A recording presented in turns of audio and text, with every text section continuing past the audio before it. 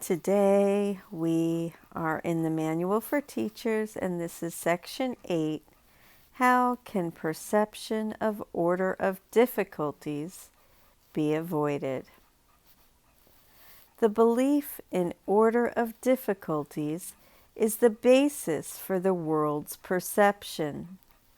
It rests on differences, on uneven background and shifting foreground, on unequal heights and diverse sizes, on varying degrees of darkness and light, and thousands of contrasts in which each thing seen competes with every other in order to be recognized.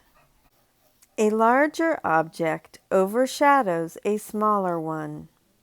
A brighter thing draws the attention from another with less intensity of appeal, and a more threatening idea, or one conceived of as more desirable by the world's standards, completely upsets the mental balance.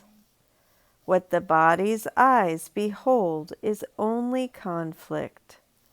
Look not to them for peace and understanding. Illusions are always illusions of differences. How could it be otherwise?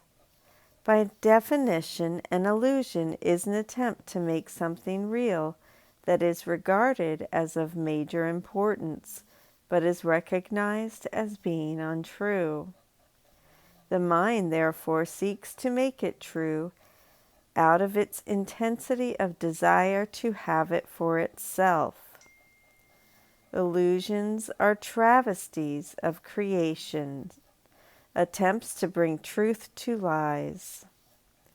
Finding truth unacceptable, the mind revolts against truth and gives itself an illusion of victory.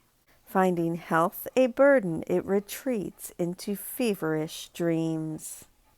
And in these dreams the mind is separate, different from other minds, with different interests of its own, and able to gratify its needs at the expense of others. Where do all these differences come from? Certainly they seem to be in the world outside. Yet is surely the mind that judges what the eyes behold. I'm going to repeat that. Yet it is surely the mind that judges what the eyes behold. It is the mind that interprets the eye's messages and gives them meaning. And this meaning does not exist in the world outside at all. What is seen as reality is simply what the mind prefers. Its hierarchy of values is projected outward, and it sends the body's eyes to find it. The body's eyes will never see except through differences.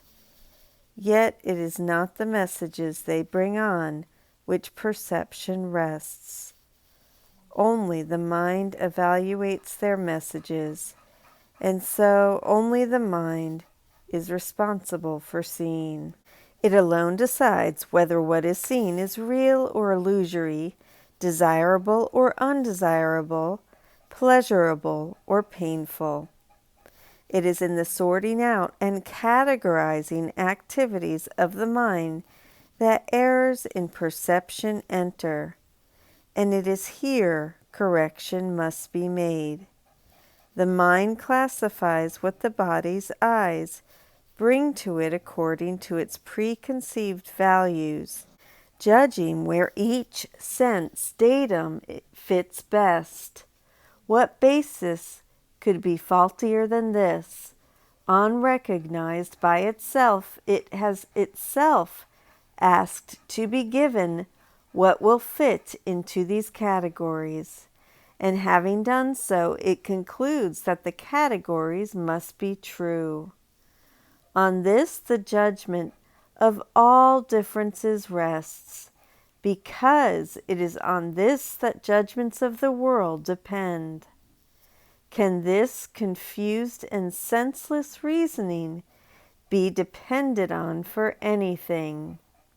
There can be no order of difficulty in healing merely because all sickness is illusion.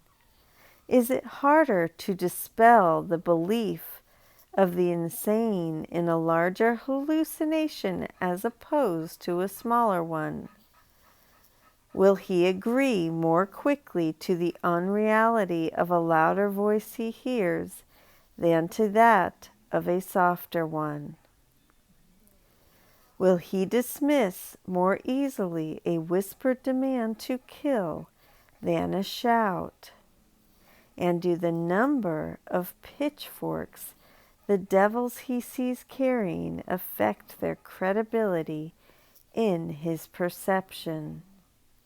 His mind has categorized them all as real, and so they are all real to him. When he realizes they are all illusions, they will disappear. And so it is with healing. The properties of illusions, which seem to make them different, are really irrelevant, for their properties are as illusory as they are.